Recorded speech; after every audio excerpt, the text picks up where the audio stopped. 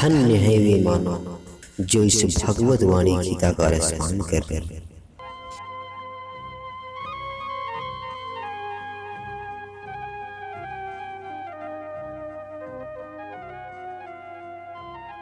संसार के सभी प्राणियों को मेरा नमस्कार।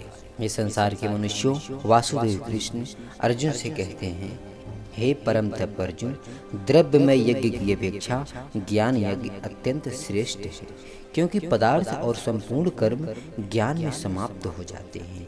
इसीलिए ज्ञान को तू तत्वदर्शी ज्ञानियों के पास जाकर समझ, क्योंकि उन्हें भली भांति दंडवत प्रणाम करने से, उनकी सेवा करने से और कपट छोड़कर सफलता पूर्वक प्रश्न करने से वे परम तत्व को भली भांति जानने वाले ज्ञानी महात्मा तुझे उस तत्व ज्ञान का उपदेश करेंगे, जिसको जानकर तू फिर से इस प्रकार मोह को प्राप्त नहीं होगा। और हे अर्जुन, उसी ज्ञान के द्वारा पहले अपने में फिर बाद में मुझ परमात्मा को देखेगा। और यदि तू अन्य पापियों से भी अधिक पाप करने वाला है तो भी तू इस ज्ञान रूपी नौका के द्वारा निसंदेह संपूर्ण पाप रूपी समुद्र से तर जाएगा। क्योंकि हे अर्जुन, जैसे अग्नि ईंधन को भस्म कर देती है, वैसे ही ज्ञान रूपी अग्नि संपूर्ण कर्म को भस्म कर देती है। इस मनुष्य लोक में ज्ञान के समान पवित्र करने वाला दूसरा कोई साधन नहीं है। जिसका योग भली भांति सिद्ध हो गया है, वह कर्मयोगी उस तत्व ज्ञान को अवश्य ही स्वयं अपने में पा लेता है। वह जितेंद्रिय साधन परायण और श्रद्धावान मनुष्य ज्ञान को प्राप्त होकर बिना विलंब से तत्काल ही परम शांति को प्राप्त हो जाता है, जबकि विवेकहीन, श्रद्धा रहित और संशय युक्त मनुष्य का पतन हो जाता है।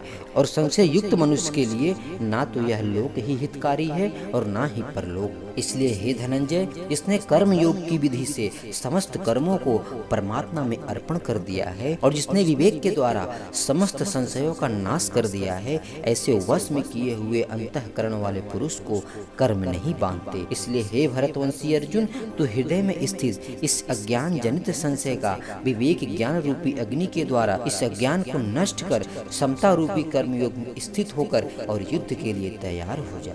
क्योंकि हे अर्जुन, समता में स्थित होकर युद्ध करने से पाप नहीं लगता। इसलिए समता में स्थित होकर कर्तव्य कर्म करना ही कर्म बंधन से छूटने का उपाय है।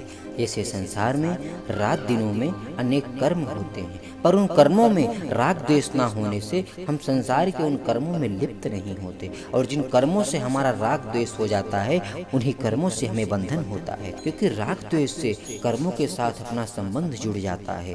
जब राग द्वेष नहीं रहते तब समता आ जाती है, फिर कर्मों के साथ अपना संबंध नहीं रहता और मनुष्य कर्म बंधन से मुक्त हो जाता है।